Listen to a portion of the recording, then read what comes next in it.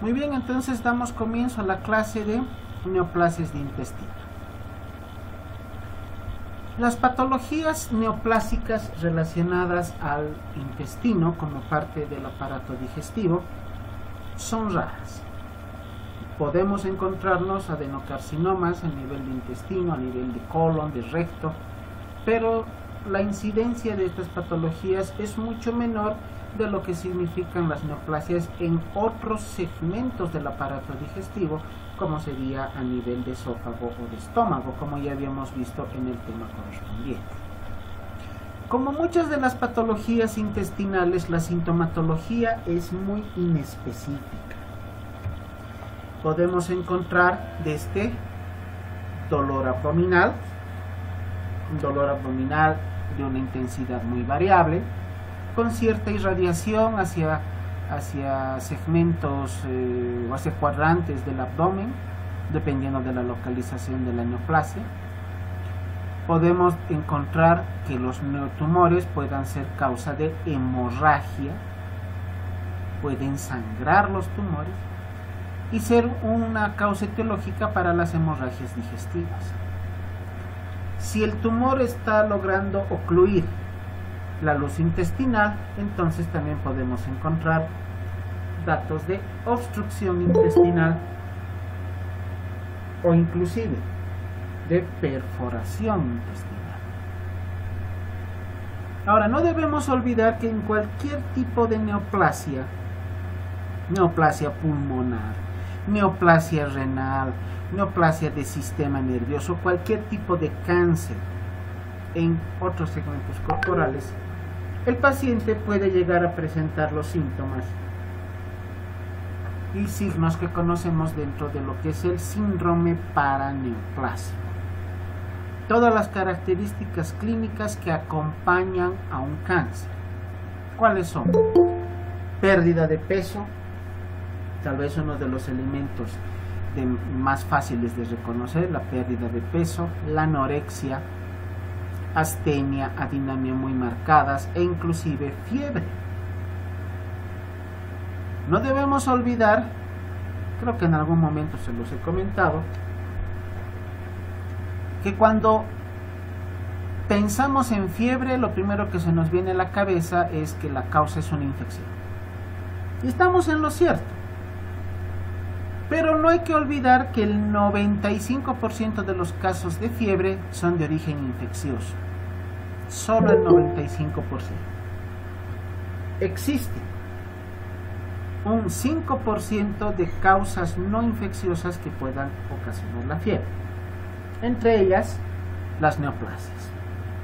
Sobre todo cuando los tumores se sobreinfectan.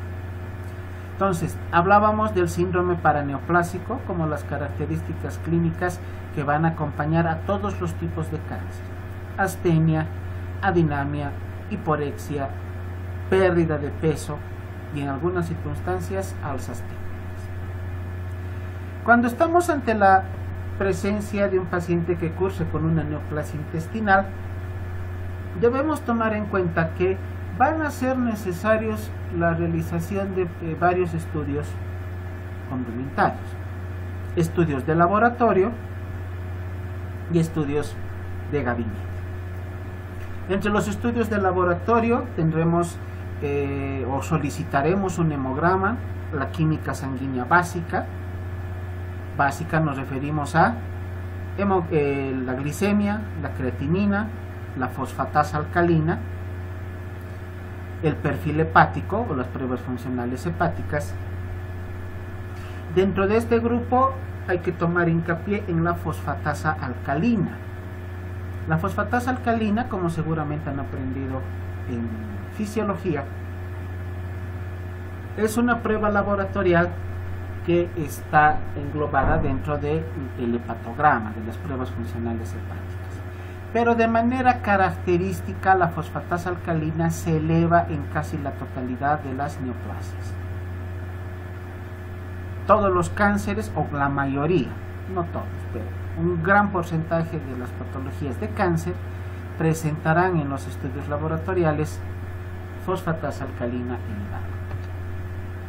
Como estudios de gabinete, Para una neoplasia intestinal, una radiografía simple de abdomen nos puede dar algunos datos muy vagos y a veces no logramos ver nada en una radiografía simple de abdomen. Es por eso que si estamos en el estudio de un paciente con una posible neoplasia, solicitemos una tomografía computarizada simple de abdomen. La tomografía nos será de mucha utilidad por el hecho de que nos ayudará a poder evidenciar hasta lesiones muy pequeñas, la probabilidad de metástasis en otros segmentos del abdomen y la presencia de infartaciones ganglionales. La tomografía también puede ser complementada con una resonancia magnética cuando todavía se tenga alguna duda respecto al diagnóstico. Otro estudio que podemos solicitar como parte de las pruebas de gabinete es la endoscopía digestiva. Cuando hablábamos de endoscopía al principio del semestre, en una de nuestras clases hemos avanzado el tema de endoscopía, les indicaba que la endoscopía digestiva alta llega hasta duodeno, solo hasta duodeno. Y la otra, la endoscopía digestiva baja o colonoscopía, que también hemos hablado en los últimos temas, solo llega hasta el colon ascendente, hasta el ciego. Tenemos una porción intermedia de intestino, que es todo el segmento de yeyuno y del ilion, que no van a ser logrados, no se va a lograr observar ni con la endoscopía digestiva alta ni con la colonoscopía. Una llega hasta duodeno y la otra llega hasta la válvula iliocecal. Todo el segmento intermedio de yeyuno y de ilion no pueden ser observados con ninguno de estos dos tipos de endoscopías. ¿Qué hacemos? Solicitar una cápsula endoscópica. ¿Qué significa? ¿Qué es una cápsula endoscópica? Imagínense una cápsula, creo que todos conocen el omeprazol, viene en cápsulas, pero mucho más grande y con la cámara de televisión, la cámara filmadora en la punta. Al paciente se le da esta cápsula para que la degluta y va a estar prendida todo el tiempo. Esta cápsula pasará por esófago, llega al estómago, lo que nos interesa es más allá del duodeno. Y todo el transcurso de yeyuno y de ilion, la cámara estará filmando todas las características de la mucosa de estos segmentos intestinales. El tiempo que transcurre la cápsula en el interior del intestino va a depender del peristaltismo intestinal, juntamente con el contenido intestinal. Va a ir discurriendo por toda la longitud del intestino delgado, luego llega a intestino grueso, se elimina por las heces y se recupera de las heces del paciente. La filmación que ha logrado la cápsula endoscópica luego se la analiza y se puede observar qué alteraciones ha logrado captar. Este es un procedimiento también que no todos los endoscopistas realizan. En algún momento, cuando requeríamos cápsula endoscópica acá en el hospital de la Caja de Caminos, tuvimos la dificultad en cuanto a encontrar al colega que realice este procedimiento. No todos lo hacen, pero hemos logrado hacerlo. El año pasado, antes del inicio de la pandemia, tuvimos un paciente que estaba con una hemorragia digestiva.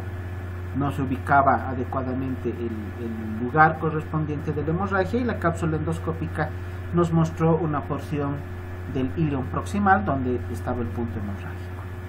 En los casos de neoplasias, entonces, la cápsula endoscópica nos será de muchísima utilidad cuando esta neoplasia esté justamente en estos segmentos de yeyuno o de ilion. Como en toda patología neoplásica, existen factores de riesgo. circunstancias que ponen al paciente en mayor riesgo a adquirir la patología en relación a otro tipo de pacientes. Que para toda patología, como en toda patología neoplásica, existen factores de riesgo que son los condicionantes para que un paciente pueda adquirir esta enfermedad. Raciales, la literatura internacional indica que la raza afroamericana es la que mayor incidencia de casos se ha reportado, pero también tenemos otra literatura que nos indica que la raza asiática también tiene mucha predisposición a las neoplasias intestinales. En algún momento del semestre les hablaba respecto a las patologías digestivas en el Japón, donde se tiene un gran número de casos, y por lo tanto estas patologías han sido muy bien estudiadas en nuestros países. Otros factores de riesgo: el sexo masculino, patologías como el esplue celíaco o la enfermedad de Crohn, la ileitis terminal o la inflamación de la porción final del ileón, eso llamamos enfermedad de Crohn, pacientes de tercera edad, algunas patologías hereditarias como la presencia de pólipos, la poliposis familiar, cáncer colorectal, antecedentes familiares de cáncer colorectal, o el síndrome de Peutz-Jeghers, que es una patología relativamente rara, pero que se la considera dentro de las características de los factores de riesgo principales. Factores de riesgo secundarios para la adquisición de una neoplasia de intestino: cáncer anal, pacientes que han sido sometidos a colecistectomía, una dieta rica en grasas, los linfomas, el linfoma de Hodgkin, algún otro tipo de cáncer cutáneo o el tumor de Wilms, que es un tumor de tipo renal. Por lo tanto, estos elementos que estamos viendo en la diapositiva son los que nos darán la posibilidad de que el paciente tenga la patología de neoplasia. A mayor número de factores de riesgo, mayor la probabilidad de que se curse en algún punto de la vida con una neoplasia intestinal. Tenemos como principales representantes de las neoplasias los adenomas y los adenocarcinomas dependientes de glándulas mucosas, los tumores carcinoides dependientes de células argentafines, los hemangiomas y angiosarcomas dependientes de vascular, del aparato vascular, los leiomiomas o leiomiosarcomas dependientes de músculo liso, los neurofibromas y neurofibrosarcomas dependientes de la parte neurológica de las neuronas, fibromas y fibrosarcomas de los fibroblastos, y los linfomas dependientes de los linfocitos que se acumulan a nivel de las placas de Peyer. Las placas de Peyer son segmentos del sistema inmunológico que se encuentran a nivel intestinal, donde se van a almacenar, llamémosle así, los elementos celulares de la inmunidad, principalmente linfocitos. Tenemos entonces que aprender que las lesiones neoplásicas pueden ser benignas o malignas. Todas las benignas son las de la lista del lado izquierdo. Cada una de ellas tiene su contraparte en el área maligna: del adenoma, el adenocarcinoma; del lipoma, el linfoma; de los fibromas, los fibrosarcomas. Cada una de estas patologías debe ser adecuadamente identificada, porque unas son benignas, tumoraciones benignas, y las otras ya se consideran neoplasias malignas. Obviamente que el tratamiento va a depender de la identificación adecuada de la lesión, que en última instancia se realiza a través de un estudio de anatomía patológica.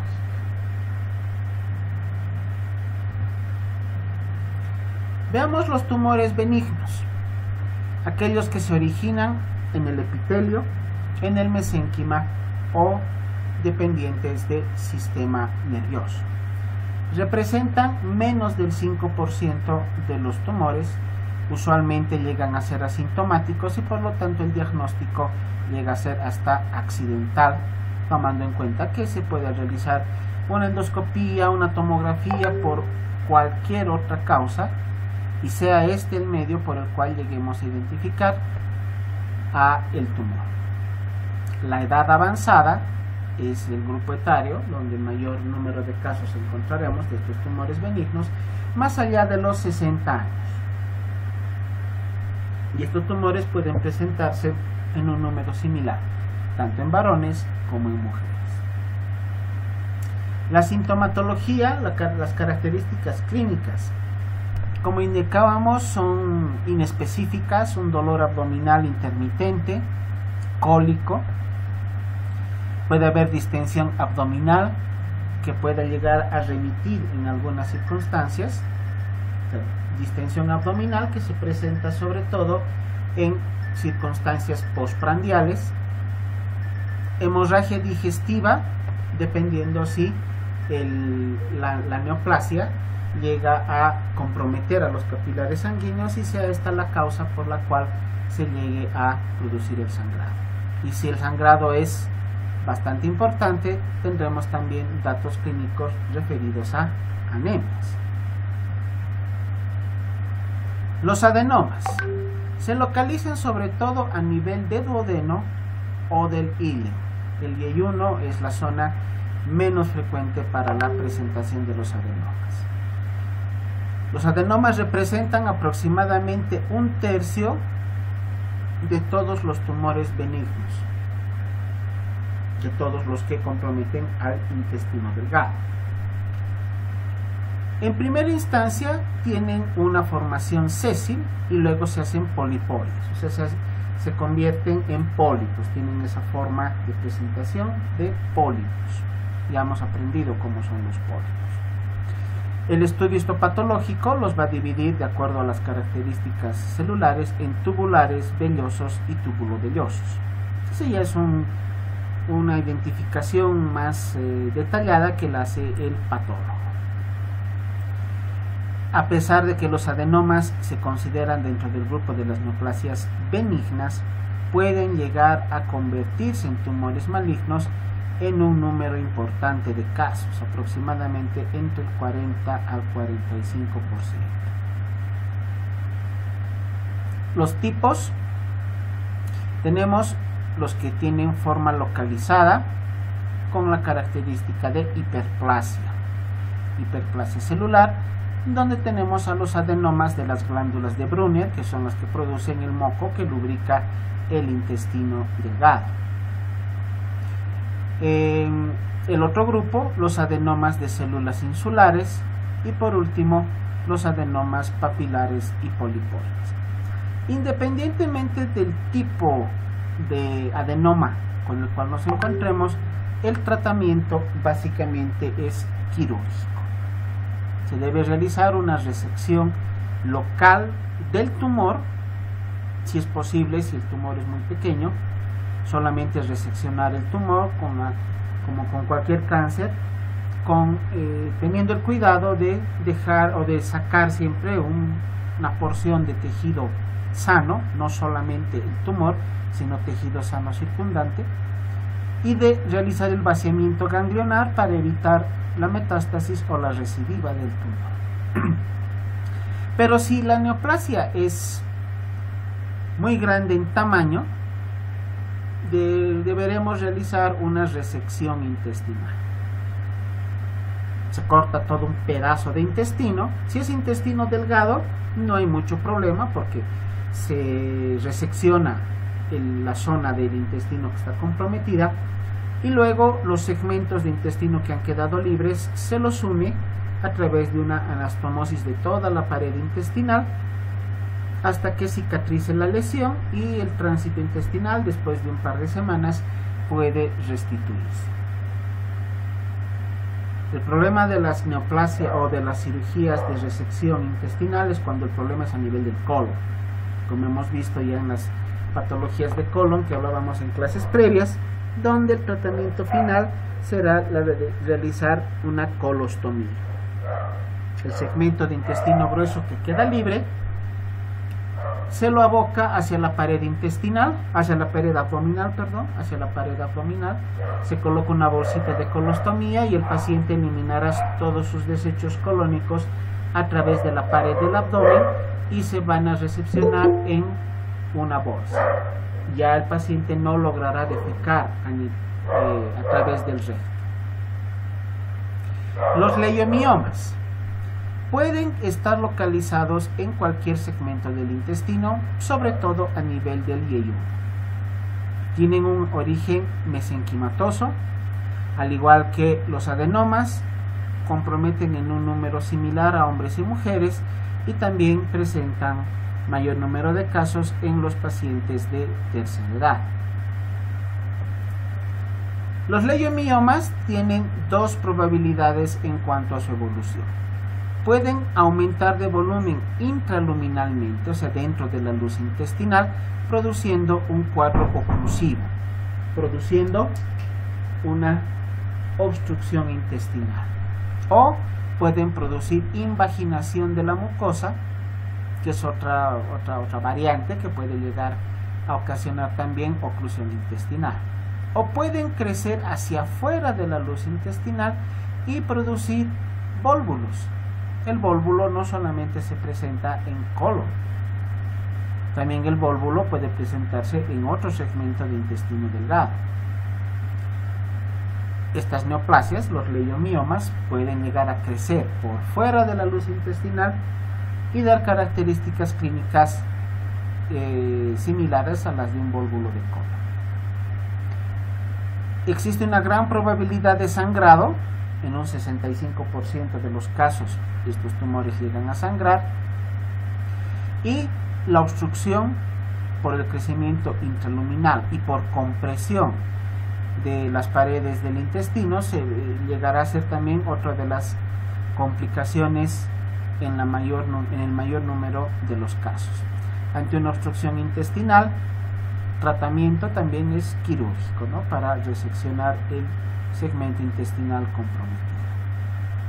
Y como en la mayor parte de los casos de neoplasias, la hemorragia digestiva, sangrado severo y anemia secundaria al sangrado será otra de las manifestaciones como complicación. Los lipomas presentan un número menor de casos, hasta un 20% de los casos de tumores benignos de intestino delgado, localizados predominantemente a nivel del íleo. Estos lipomas, al ser completamente asintomáticos, con seguridad que han estado durante mucho tiempo en el interior del intestino. Y es por eso que al momento del diagnóstico usualmente se los encuentra con un tamaño grande, que inclusive pueden llegar a producir la oclusión intestinal, produciendo un síndrome de obstrucción intestinal. Estos lipomas, que se encuentran a nivel de la luz intestinal, pueden estar relacionados con la presencia de lipomas cutáneos. Los lipomas que se presentan a nivel dermatológico deberán ser evaluados si es que encontramos lipomas en el intestino, porque ambas presentaciones usualmente van de la mano. El diagnóstico para un lipoma: simplemente la observación a través de una endoscopía. Porque, como les decía en principio, la exploración radiológica usualmente no llega a darnos los datos clínicos correspondientes, los datos radiológicos, perdón. Al ser los lipomas, al no captar la radiación adecuadamente, pueden pasar completamente inadvertidos y ser un diagnóstico de hallazgo ante la realización sobre todo de una endoscopía digestiva. Cuando tenemos los tumores que comprometen a nivel del duodeno, podemos realizar la técnica endoscópica de la endoscopía digestiva alta. pero cuando están en segmentos ya más centrales, como hemos indicado yeyuno e íleon, la cápsula endoscópica es la que nos dará el diagnóstico correspondiente. ¿Cómo se hace el tratamiento? Resección. En el caso de estos tumores, muchas veces la resección se logra hacer vía endoscópica, como estamos viendo acá en la imagen. Se coloca esta pequeña herramienta, que es como una sierrita, llamémosle así, que tiene un borde muy bien afilado que logra la resección del lipoma. Si es muy grande, también obligará la resección del segmento intestinal correspondiente. Si es un lipoma pequeño, muchas veces a través de la endoscopía se logra hacer la resección vía endoscópica, el paciente no se opera y el problema queda resuelto. Obviamente esto va a depender de la pericia del cirujano endoscopista que esté realizando el procedimiento en ese momento. Los tumores malignos, a los cuales hay que tenerles mayor interés y miedo. Realmente encontrarse con una neoplasia intestinal es un signo de mal pronóstico con el paciente por el hecho de que tienen mal pronóstico. Muchos pacientes tienen un mal pronóstico. Usualmente 2/3 de los tumores de intestino delgado son malignos. El 75% por lo menos de los tumores de intestino delgado son malignos. Solo 1/3 llegan a ser tumores benignos. Y estos tumores intestinales representan aproximadamente hasta el 2.5% de todos los tumores malignos gastrointestinales. Por eso les decía a un principio que las neoplasias de intestino en relación a otras neoplasias en otras zonas del aparato digestivo, su incidencia es muy baja. Corresponden a un porcentaje, hasta alguna literatura que he revisado indica hasta un 5%, entre un 2 a un 5% de todas las neoplasias de aparato digestivo estarían representadas por las neoplasias de intestino delgado. Como es una neoplasia maligna, una de las características clínicas que debe ser tomada en cuenta y que debe ser buscada es la presencia de una masa abdominal palpable.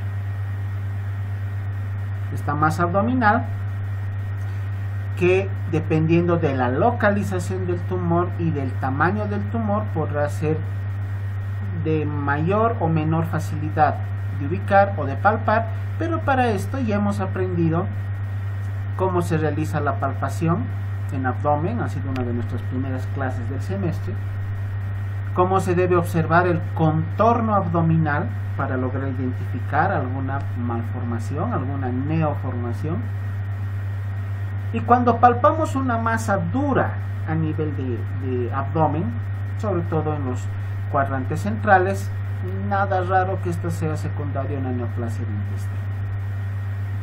A la palpación, los tumores intestinales, los tumores malignos, llegan a ser duros, de una superficie irregular, en algunas circunstancias dolorosos y adheridos a planos profundos, o sea, no se pueden movilizar, son fijos en su lugar. El adenocarcinoma es la neoplasia maligna más común a nivel de intestino delgado. Se localiza sobre todo a nivel de duodeno y en menor porcentaje a nivel de yeyunum y a nivel de íleo. El número de casos, de acuerdo al sexo, es mayor en hombres, menor en mujeres, y el grupo etario de riesgo entre los 50 a los 60 años. Cuando se compromete el intestino secundario a un adenocarcinoma, una de las características clínicas es que el compromiso en dimensión es pequeño, o sea, puede comprometer a segmentos pequeños de intestino. Eso puede dificultar su diagnóstico, pero a la vez facilita el tratamiento. Porque al ser segmentos cortos, si se indica la resección intestinal, no habrá la necesidad de sacar pedazos grandes de intestino, sino simplemente pequeñas porciones. Cuando el adenocarcinoma aumenta de volumen, llega a producir obstrucción intestinal. Entonces, si hay obstrucción intestinal, una de las primeras manifestaciones clínicas del paciente será el aumento de volumen intestinal y la dificultad para la eliminación de heces fecales. El paciente puede estar constipado. Como las otras neoplasias, puede llegar a producir hemorragias. No todos los tumores sangran, solo aquellos que comprometen los capilares sanguíneos. Pero si el tumor está mucho tiempo, ha estado en un tiempo evolutivo bastante amplio, estos tumores pueden llegar a necrosarse. Puede haber muerte del tejido del propio tumor. Y este tumor necrosado fácilmente puede sangrar por el roce mínimo de cualquier elemento en el interior de la luz intestinal. El propio contenido intestinal, después de servirse los alimentos, puede rozar, frotar a esta zona del tumor que está necrosado y ser la causa de la hemorragia. Como una de las localizaciones del adenocarcinoma suele ser el duodeno, también el paciente podrá tener como característica clínica la presencia de ictericia. ¿Por qué? Porque si es un tumor de duodeno, puede llegar a comprimir extrínsecamente, apretar, en otras palabras, al colédoco. Y si el colédoco está aplastado, está comprimido desde afuera, disminuirá su luz y no habrá la posibilidad de una adecuada eliminación de bilis. Y la bilis se acumula retrógradamente y producirá aumento de las bilirrubinas en plasma sanguíneo, que se manifestarán clínicamente con la presencia de ictericia. Pero entonces el adenocarcinoma presentará como una característica clínica la ictericia solamente cuando el tumor esté localizado en duodeno. Si el tumor está en yeyuno o está en íleo, no va a haber ictericia porque no hay relación anatómica entre yeyuno o el ileón con el colédoco, pero sí hay una íntima relación entre el colédoco con el duodeno. ¿Cómo se hace el diagnóstico? Endoscopía más biopsia para determinar el tipo celular de la neoplasia. La radiología convencional, como les decía un principio, usualmente no nos da muchos detalles. Es mejor una tomografía de abdomen porque la sensibilidad del estudio puede llegar hasta un 80%. O podemos complementar con una resonancia magnética, o en el caso de que la endoscopía no llegue hasta el segmento correspondiente donde está el adenocarcinoma, la realización de una cápsula endoscópica. Nos fijaremos en las imágenes que tenemos acá, que son de estudios complementarios. La imagen de la izquierda es un tránsito intestinal contrastado. Al paciente se le ha dado bario para que tome vía oral, y conforme el contraste va pasando por los segmentos del aparato digestivo, se van sacando varias placas radiográficas. Veamos esta porción superior, donde tenemos el primer punto donde se observa el contraste. Y cómo el contraste ha ido discurriendo por la longitud del intestino delgado hasta llegar a este punto, donde se han puesto dos flechas de color negro que indican una estenosis de la luz intestinal. En radiología se conoce como el signo de la manzana mordida. Con imaginación debemos ver esta imagen y tratar de compararla con la imagen que conocemos de una manzana mordida, ¿no? Donde solamente la parte superior e inferior están conservadas y el cuerpo de la manzana está ausente. Acá se ha logrado determinar una obstrucción intestinal que está ocasionada por compresión extrínseca de un tumor a nivel de yeyuno. Este tumor está comprimiendo, está apretando al intestino, produciendo esta estenosis. Y es por eso que el paso del contraste se detiene acá y pequeñas porciones recién logran pasar para pintar, yo les digo así, pintar el intestino en los segmentos distales.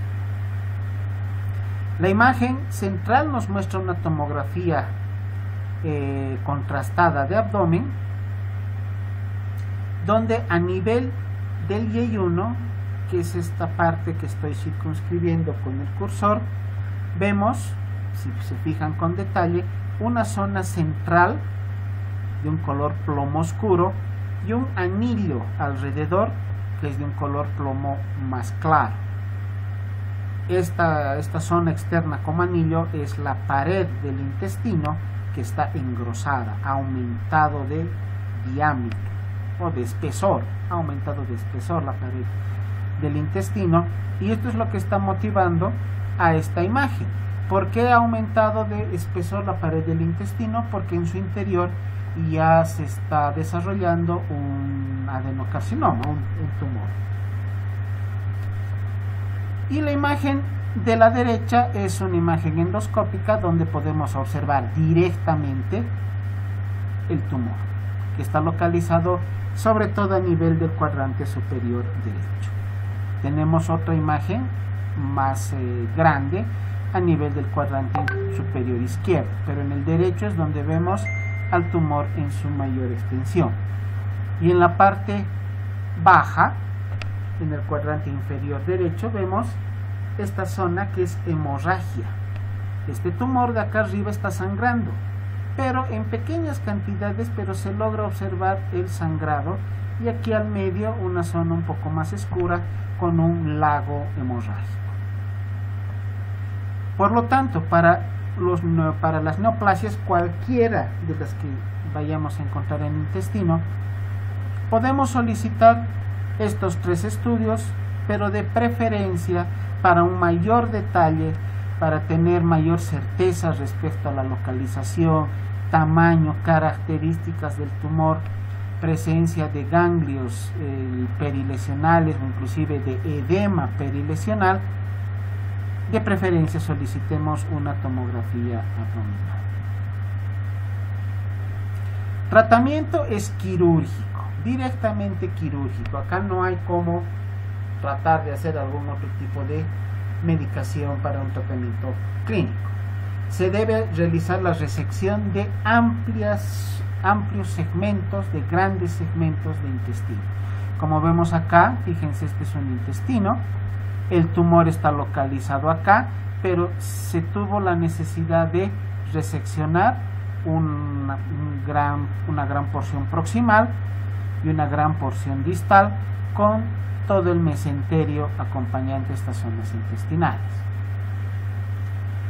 Esta resección intestinal entonces incluye zonas sanas. Con esto tratamos de conseguir que no queden ni una sola célula maligna, que puede ser el punto de partida para una recidiva. El pronóstico de los adenocarcinomas es malo, porque el 80% de los casos ya está metastizado al momento del diagnóstico. Lamentablemente estos tumores llegan a diagnosticarse tardíamente, tomando en cuenta de que por un aumento de volumen abdominal, por presencia de meteorismo, que es aumento de gas en el interior del intestino, o por constipación, el paciente, ¿qué es lo primero que hace? Se automedica o utiliza medicina tradicional, medicina natural, o se toma un paracetamol, un ibuprofeno que tiene en casa, lo último que va a pensar es que sea cáncer, lamentablemente.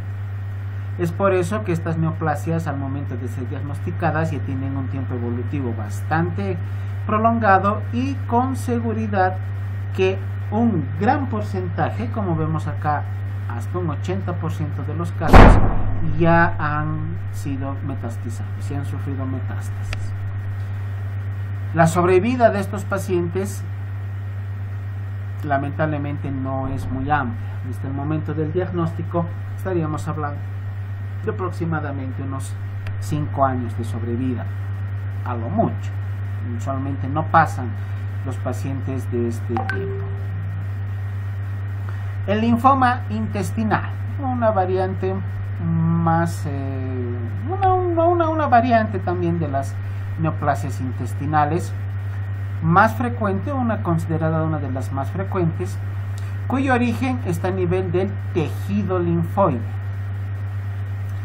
que llega a comprometer de manera primaria al tubo digestivo. O sea, es un tumor primario, no como en otras zonas o con otras variedades de linfomas que son tumores secundarios. O sea, que hay un tumor primario en alguna otra zona del organismo y el linfoma llega a ser como una metástasis. En estos casos de intestino, el linfoma se convierte o se considera como una neoplasia primaria. ¿Cómo se diagnostica un linfoma a nivel del aparato digestivo? No vamos a encontrar adenopatías en la exploración clínica. Adenopatías regionales, sobre todo a nivel inguinal, que es la zona más cercana al abdomen, donde puede haber infartación ganglionar, no la encontraremos.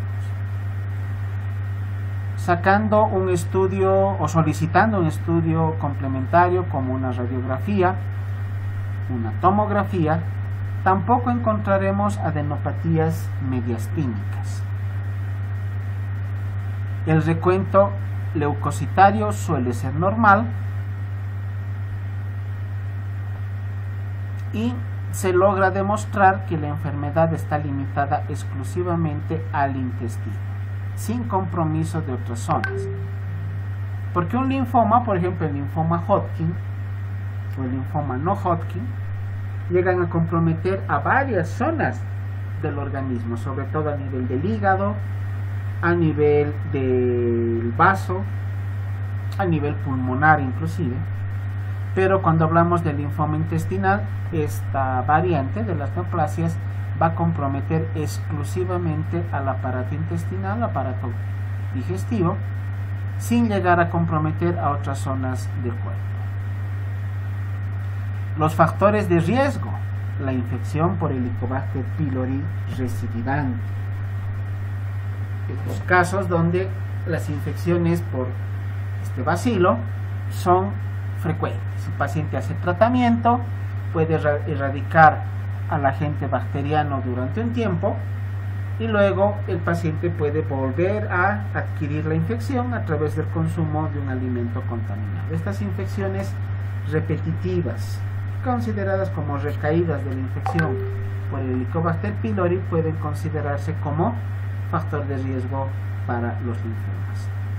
La enfermedad celíaca, la enfermedad inflamatoria intestinal o los estados de inmunosupresión, sobre todo relacionados con el VIH, o el uso de alguna medicación inmunosupresora a grandes dosis durante tiempos muy prolongados, como es el caso de los trasplantes, donde se disminuye a lo mínimo la acción del sistema inmunitario, puede convertirse en un factor de riesgo para la presencia del linfoma. La literatura internacional ha reportado a los Estados Unidos, al Oriente Medio y al continente africano como las zonas geográficas en el planeta que mayor número de casos de linfoma ha reportado. Para serles sinceros, en toda mi experiencia médica, tantos años que llevo de médico, linfoma intestinal nunca he visto. no hemos atendido a ningún paciente con esta patología, sí con otros tipos de tumores, sobre todo el adenocarcinoma, pero linfoma acá no es que no haya, tal vez existen muy pocos casos, pero personalmente no he tenido la oportunidad de atenderlos. Los tumores deben recibir un tratamiento de acuerdo a la estadificación del linfoma. Vamos a dividirlo en estadios. El estadio 1 es aquel tumor limitado al tubo digestivo. El estadio 2 es el tumor a nivel digestivo, pero que se extiende a ganglios intraabdominales, ganglios paragástricos, paraintestinales en el tipo 2.1 y en el tipo 2.2 ganglios más distales como son mesentéricos, paraórticos, paracavos pélvicos o inguinales. El estadio 3 es aquel que presenta compromiso por infiltración a nivel de la serosa, que puede llegar a comprometer a órganos adyacentes por continuidad. Y el estadio 4 se tiene un compromiso intestinal difuso, varias zonas están comprometidas con la neoplasia, o inclusive el tumor puede llegar a segmentos supradiafragmáticos o a nivel medular. A mayor extensión de la neoplasia, mayor el riesgo en cuanto a la sobrevida del paciente y mayor será el estadio en el cual lo clasifiquemos, lo cual implica también que este problema, esta patología está muy avanzada. La supervivencia, igual que del adenocarcinoma, 5 años. A lo mucho son 5 años. Obviamente que este pronóstico empeora con un estadio más avanzado. Si es un tipo 3, un tipo 4, el pronóstico es mucho peor por la localización y la diseminación del tumor. También el pronóstico será mucho peor en el caso de pacientes de tercera edad, pacientes que tengan alguna otra patología de base o patología o pacientes que ya tengan otro tipo de linfomas. Eso empeorará el pronóstico. En los estadios más bajos, en los estadios donde la tumoración está localizada, el 1 y el 2, el tratamiento quirúrgico precoz, el tratamiento quirúrgico con resección de la zona comprometida, pero realizada precozmente, puede ser un factor, no, es un factor que puede aumentar en algún porcentaje el tiempo de sobrevida del paciente. Pero inclusive con la resección intestinal, el tratamiento quirúrgico, acá ya dependiendo del criterio oncológico se puede asociar la quimio o radioterapia, la posibilidad de recidiva es bastante grande, es muy amplia. Por lo tanto, este paciente debe recibir un control médico por lo menos unas 3 a 4 veces al año,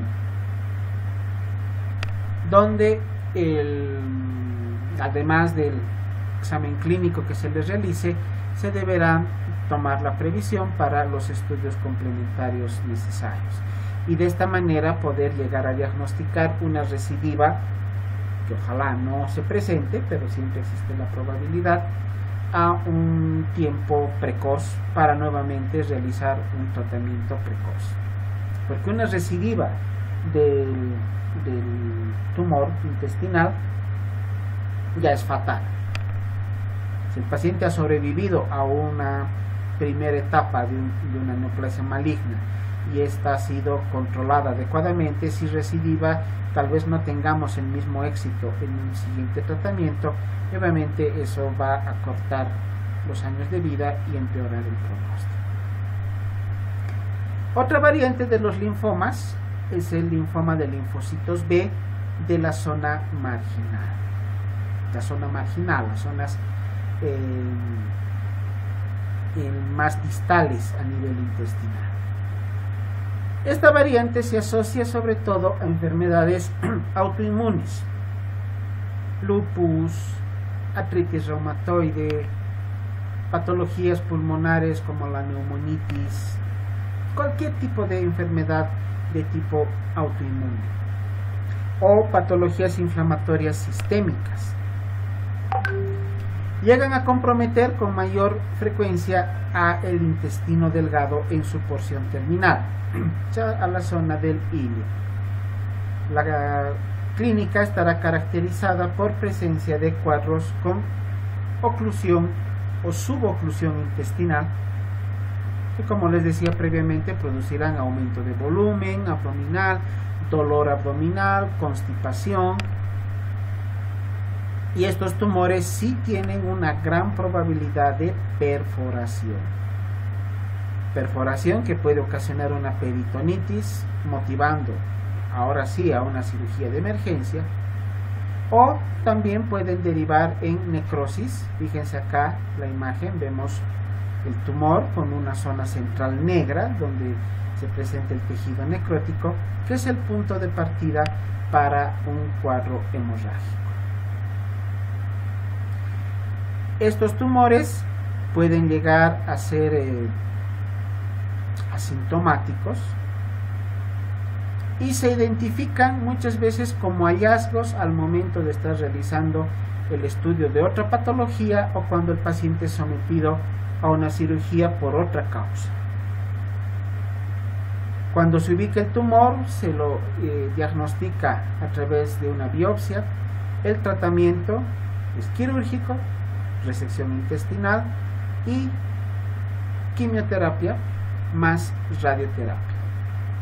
El tiempo para la realización de sesiones de quimio y radioterapia va a depender mucho del avance de la enfermedad, de la edad del paciente y de la presencia de algún otro tipo de patologías secundarias o patologías de base. Pero debemos programar quimio, radioterapia o ambas, inclusive luego de la resección intestinal, con la finalidad de evitar las recidivas. El linfoma difuso de linfocitos B o linfoma de células grandes es un tumor que llega a comprometer a varias zonas del intestino. También logra localizarse con mayor frecuencia a nivel del ilio. Su clínica está caracterizada por la presencia de dolor abdominal muy difuso, no es muy intenso, pero es un dolor continuo, permanente, que logra permanecer durante un tiempo prolongado. El paciente llega a presentar también situaciones de hiporexia, pérdida de peso y, como en otros tumores, la posibilidad de producir obstrucción intestinal o inclusive hemorragias. En estos casos de linfoma de células grandes o linfocitos B grandes, la localización, más bien, la enfermedad llega a ser localizada en un segmento intestinal en la mitad de los pacientes. La otra mitad tendrá la probabilidad de que la enfermedad se disemine a los ganglios regionales o ganglios distales, produciendo una metástasis a través de la circulación linfática, y esa será la causa por la cual el tumor puede llegar a metastizar a otras zonas distales del organismo. En relación a otros tumores, este de células grandes tiene una mayor probabilidad de metastizar. El tratamiento, de igual manera, es la resección intestinal, de ser necesaria, tomando en cuenta los detalles que ya habíamos hablado previamente, de reseccionar también porciones grandes de tejido sano y complementar con la quimio y la radioterapia. Supervivencia a los 5 años, igual que en otros casos, aproximadamente en el 40% de los pacientes. Por eso les decía un principio que a los tumores intestinales hay que tenerles miedo, porque a pesar de todos los esfuerzos de tratamiento que logremos hacer, el pronóstico del paciente siempre es malo. El linfoma de células del manto, o también llamada poliposis linfomatosa múltiple, es una neoplasia que llega a comprometer a la mucosa y submucosa del intestino. Se acompaña con adenopatías generalizadas e inclusive ya con compromiso a nivel extraganglionar. Fuera de los ganglios linfáticos ya podemos encontrar metástasis del linfoma. Es un tumor que llega a comprometer sobre todo la región de la válvula ileocecal y puede cursar con síntomas inespecíficos nuevamente, dolor abdominal, distensión, obstrucción y sangrado. El tratamiento de igual manera es quirúrgico, sumándose la quimio y la radioterapia. Tal vez han escuchado del linfoma de Burkitt, tal vez por lo menos en alguna oportunidad lo han leído, lo han escuchado. Es una neoplasia maligna, realmente maligna, esta sí es muy mala, muy agresiva. En un lapso corto de tiempo logra comprometer a segmentos muy grandes del intestino y el avance realmente es rápido. Estas neoplasias llegan a tener esta característica de una diseminación rápida por el compromiso que puede haber en pacientes inmunosuprimidos. Si el paciente tiene inmunosupresión, como el VIH, que es el ejemplo típico para estos casos, el sistema inmunitario estará deprimido y por lo tanto hay la posibilidad de que el tumor pueda avanzar rápidamente, pero este realmente avanza mucho más rápido que cualquiera de los otros que hemos indicado. De igual manera, la sintomatología es la misma, inespecífica, y el tratamiento quirúrgico, quimio y radioterapia. Otra patología más rara, descrita sobre todo en los países del África o del Oriente Próximo, es la enfermedad inmunoproliferativa de intestino delgado.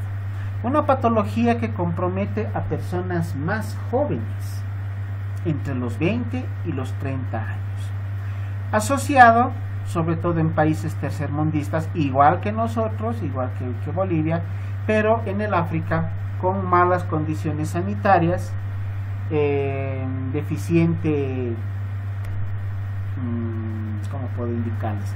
Deficientes condiciones de higiene, y como la mayor parte de las neoplasias que comprometen a estadios bajos en la clase social, ¿no? con una situación económica, socioeconómica baja.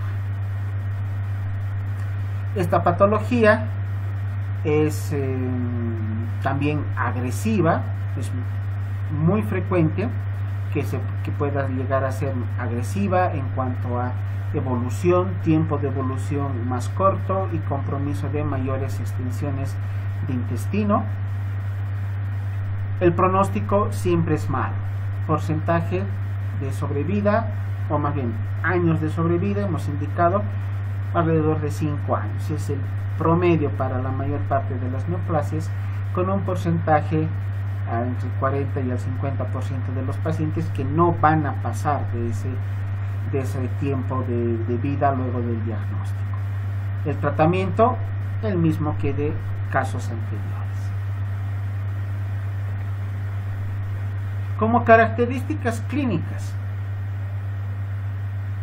podemos encontrar pacientes con diarrea, episodios diarreicos intermitentes con periodos de remisión y exacerbación. Puede acompañarse de fiebre, dolor abdominal, anorexia, pérdida de peso. Esta sintomatología se presenta durante un lapso largo de tiempo. Pacientes que cursan con una diarrea crónica, hemos hablado ya de eso al momento del tema correspondiente. Debemos pensar en dos cosas con una diarrea crónica. O es un paciente que cursa con un estado de inmunosupresión secundaria al VIH, o es un paciente que cursa con una neoplasia intestinal. Otros signos que podemos encontrar tardíos en los pacientes con las neoplasias intestinales: ascitis, hepatomegalias, el compromiso de la función hepática, y la palpación de una masa abdominal y las linfadenopatías periféricas, dependiendo de la localización que tenga el tumor. No todas las neoplasias serán palpables cuando realizamos esta maniobra en abdomen. Solamente se palparán aquellas que tengan un tamaño adecuado como para ser palpadas. Muchas lesiones en estadios iniciales son tan pequeñas que no llegan a producir síntomas o no llegan a producir aumento de volumen que podrá ser palpable. La endoscopía, cuando realizamos un estudio endoscópico, podemos encontrar como lesiones de las neoplasias presencia de nódulos perilesionales alrededor del tumor, ulceraciones, que son estas ulceraciones serán la causa para las hemorragias, inflamación de la submucosa con infiltración a nivel de la submucosa que va a ocasionar que el tumor salga del interior de la luz intestinal y se manifieste hacia afuera, produciendo por contigüidad lesión en otros órganos o con la probabilidad de perforación. O como ya les mencionaba en un ejemplo previo, la probabilidad de que encontremos pliegues engrosados a nivel de la mucosa. Eso indica ya que el intestino está con una patología neoplásica que ni se está manifestando con un tumor palpable, pero ya la observación de la pared intestinal engrosada ya es el dato que nos indica que el paciente está cursando con una neoplasia. El intestino es doloroso a la palpación, llega a ser inmóvil. Muchos segmentos comprometidos con la neoplasia ya no se movilizan porque el intestino es móvil, ¿no? Cualquier segmento puede ser fácilmente movilizado, pero en los casos de neoplasia se adhiere a planos profundos y ya no se mueve y puede llegar a perder inclusive su característica de distensibilidad. El intestino se dilata y puede llegar a contraerse, se distiende y vuelve a su tamaño normal. Pero en los casos de compromiso por neoplasia, esta distensión puede ser nula inclusive. Y hemos visto los casos con tránsito varitado o la radiografía contrastada de intestino, donde de acuerdo a la localización del tumor y al tamaño del tumor podremos encontrar alguna lesión característica. En última instancia, han visto, todos los tumores tienen básicamente la misma clínica. No hay diferencias sustentables, importantes entre un tipo de tumor y otro. Por lo tanto, el diagnóstico final se hace a través de una biopsia. Una biopsia que debe ser enviada a patología para que con el reporte podamos identificar adecuadamente el tipo de tumor. El tratamiento quirúrgico, resección intestinal, en el mayor porcentaje de los casos, complementando con quimio y con radioterapia. Algunos pacientes pueden llegar a necesitar antibiótico cuando los tumores son sobreinfectados. Un tumor puede necrosarse, puede ulcerarse, puede sangrar o puede sobreinfectarse. Se hizo una sobreinfección y esta llega a ser a veces muy severa, puede ser causa de sepsis. Por lo tanto, el tratamiento antibiótico en estos casos puede ser hay que planificar a largo plazo. Tetraciclina y metronidazol, los fármacos del grupo antibiótico que se utilizan en la mayor parte de los casos, aunque ya la tetraciclina no es un antibiótico muy usado en el último tiempo, tomando en cuenta sus efectos secundarios. Nuevamente, supervivencia, 5 años. 5 años. Muchos pacientes no llegan ni siquiera a los 5 años. También puede haber pacientes que sobrepasen este tiempo, pero con seguridad que no será más allá de los 10 años. Con tratamiento, con quimioterapia, con resección intestinal, la sobrevida es realmente bastante corta. La quimioterapia, ¿a quiénes se realiza? Luego de una resección intestinal, dependiendo del criterio oncológico, del tipo de tumor, localización, extensión, presencia de metástasis, se puede planificar una quimioterapia de inicio precoz o se puede diferir el inicio de la quimioterapia, inclusive hasta 6 meses después del tratamiento inicial, y iniciar la quimioterapia cuando el paciente no mejora, ahí todavía persisten las manifestaciones clínicas o estamos ante la posibilidad de una recidiva. Cuando no se alcanza una remisión completa al cabo de 1 año, o cuando se muestra una enfermedad avanzada desde el comienzo del cuadro. ¿Qué es lo más usual? Ya les he indicado en algún momento de la clase que estos tumores lamentablemente no llegan a diagnosticarse tempranamente. Su diagnóstico, mala suerte para el paciente, pero usualmente llega a ser tardío, cuando el problema ya está muy avanzado. En esos casos de que evidenciemos que hay una enfermedad muy avanzada, con mucho compromiso, la quimioterapia entonces tendrá que ser iniciada de manera precoz.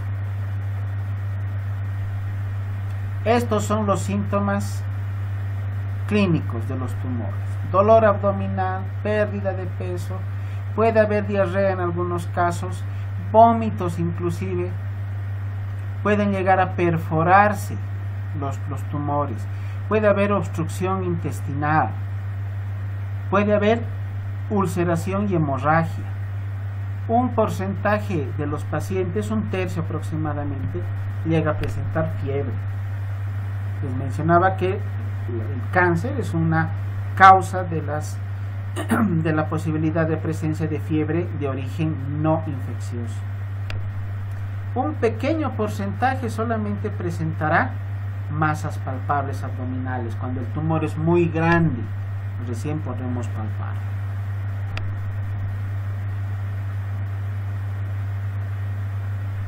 En este cuadrito les resumo el tratamiento quirúrgico.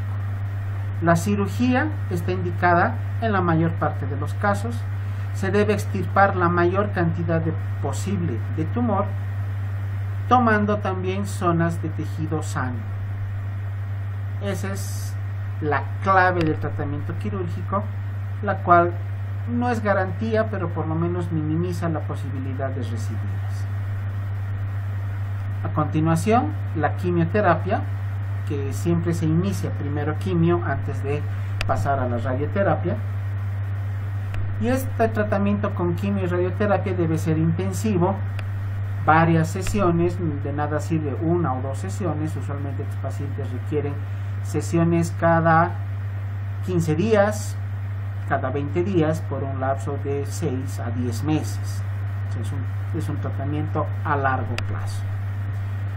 Cuando el estado nutricional es malo, el paciente ha sido sometido a una resección intestinal, lo más adecuado es nutrirlo a través de la nutrición parenteral. En vista de que no va a haber tolerancia a la dieta vía oral, el paciente puede empeorar por desnutrición, por no alimentarse adecuadamente, y por lo tanto acá estaría indicada la nutrición parenteral. Por último, veamos otro tipo de neoplasia, que son los sarcomas, tumores malignos que tienen diversos orígenes, tumores a nivel del estroma, leiomiosarcomas, fibrosarcomas, liposarcomas, angiosarcomas, todos estos que acaban en sarcoma, en oma, son tumores malignos. Comprometen de igual manera a hombres y mujeres es el tumor más frecuente del estroma gastrointestinal, representando más del 80% de los casos. Este tipo de neoplasia es... Perdón.